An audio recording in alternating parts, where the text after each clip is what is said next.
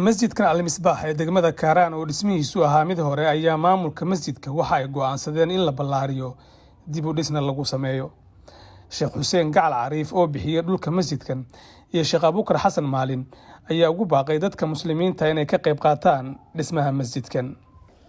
Bismillahir Rahmanir Rahim. Qaala Allahu Ta'ala inma ya'muru masajid Allahi man aamana billahi wal yawmil aakhir. Ilaahi subhanahu wa ta'ala wuxuu leeyahay masjidda waxaa camiraya mu'miniinta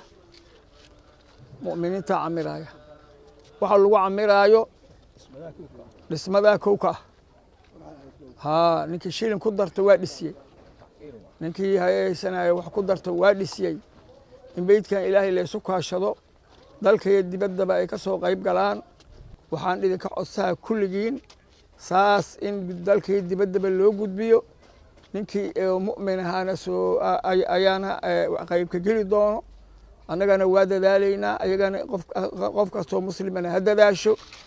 halkan hadda aan taagannahay waa jamhuuriya masaajidka la yidhaaho masjidul misbaax ayaanu dhex taagannahay. masaajidkan waa masaajid muddo 20 sano ka badan lagu cibaadaysanayey, duruusta lagu akhrinayey, dacwada iyo khayrka laga fidinayey. masaajidka marka sheekhii waqfay ayaa hadda dhinaca midigtayda fadhiya oo muddada intaa la eg diinta iyo dacwada iyo duruusta iyo cilmiga ka faafinayey. sidaas awgeed waxaan ugu baaqaynaa muslimiinta ina dhegaysanaya kuwa ina daawanaya dalka gudihiisa iyo dibaddiisaba ku sugan inay soo taageeraan, soo caawiyaan, gacan naxariis leh ay u firaan masaajidkan masjidul misbaax ee jamhuuriya ku yaalla ee muddadaa dheer duruusta iyo dacwada iyo khayrku ay ka socotay. masaajidkan walaalayaal waxaa la dooni ilaa 3 dabaq in masaajidkan laga dhigo in sha allahu tacaala. waa ilaa 2 boos ayuu masaajidku hadda uu ku fadhiyaa. 2daas boos ayaan doonaynaa in sha allahu tacaala ilaa 3 dabaq in laga dhiso. waad garan kartaan baaxadda dhaqaale ee arrintaasi ay u baahan tahay. dhaqaalaha intaas la eg bacd allah ilaahay khasnadiisii ka bacdi waxaa laga doonayaa dadka muxsiniinta ah ee dalka gudihiisa iyo dibaddiisaba ku sugan ee ina dhegaysanaya inay dhaqaalaha masaajidka ay ku soo caawiyaan. maal waxaa la yidhaahu yidhi nabigu wixii aad hormarsatay, wixii ilaahay dartii aad u bixisood iska hormarisay, kaasaa maalkaagii ah. kan khasnadda kuugu jira waa xilli dhow ayaad ka dhimanaysaa. haddaad dhimatana dadka awlaadda kaaga haraya iyo warasadu lama hubo inay masaajidka ugu dhisi doonaan. ugu dambeyn qaar ka mid a culimmadii kale ee madasha joogtay ayaa dhinacooda ka codsaday dadka Soomaaliyeed inay gacan ka geystaan dhismaha masjidka Al-Misbaax ee degmada Kaaraan ee gobolka Banaadir. Tiiqu waxa waaye in dadka inuu dhisana masaajidka koow Sheekh Xasan Maalin ma kamida carabkiisu ku dhisaa. haddaba waa maqlaysan inuu carabka oo ku jilcihay iyo Sheekh Nuur heershi calimay marka waxa waa culimada diinkiisa oo haystaa ahalkiisa oo haystaa. masaajidka waa naga wada dhexeeyaa. masaajidka saal rabaa in maaragtay la isu kaashado.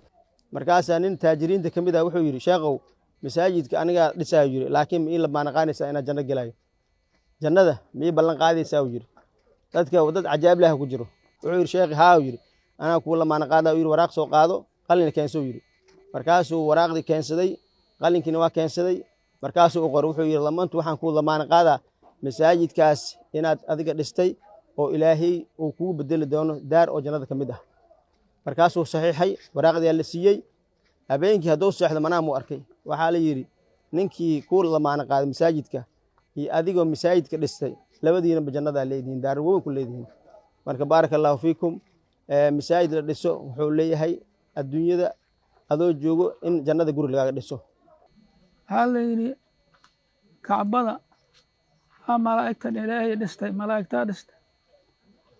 hadday malaa'igtu dhistay dhagaxaa soo heray oo malaa'igta kacbada intii la dhameeya dhagaxaa soo heray.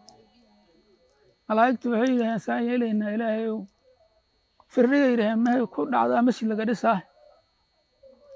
dhagaxaasaa la firriyey. haddaad masjid meel loo calaamaya aragta dhagaxahaasaa wax uga dhaceen dhagaxa ku soo dhacay marka waxaa la jeclaysa in la weyneeyo la ballaariyo marka maanta waxaa ilaahay na waafajiyey anagana inaan ka qayb galno ilaahay idinkiis insha allahu tacaala beedkii beed lamahdi ilaahay inuu ka dhigo ummadda ay u gurmato khayrka ilaahay intii la doono allah waafajiyo maxaa yeelay beedka ilaahay dhisaa cayaar ma ah adduunya waa la dhisaa laakiin beed ilaahay ninkii dhisaasaa ku liibaanaya